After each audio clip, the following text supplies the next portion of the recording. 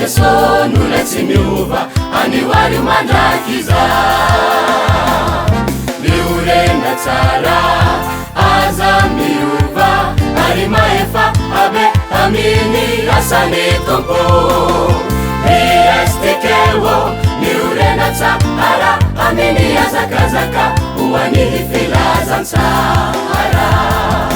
miurenda tsara aza miuva ari maefa abe amini asane tompo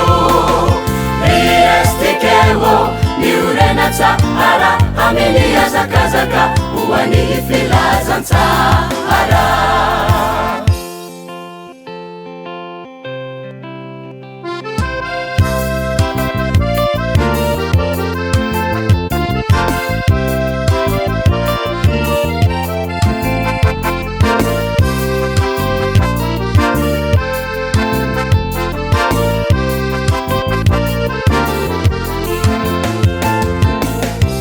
tanorany Kristy aminao ity afatra ity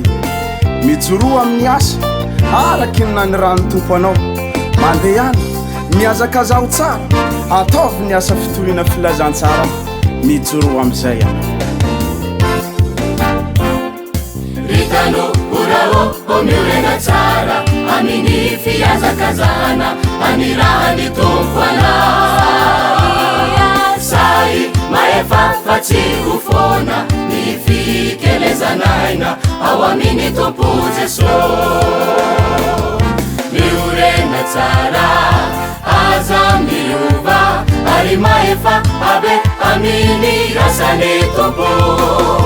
riestekewo miurena tsara aminy azakazaka uwani filazantsara miurena tsara aza miuva ari maefa abe amini asane tompo riestekewo miurena tsara amini azakazaka uwani filazantsara riestekewo miurena tsara amini azakazaka uwani filazantsara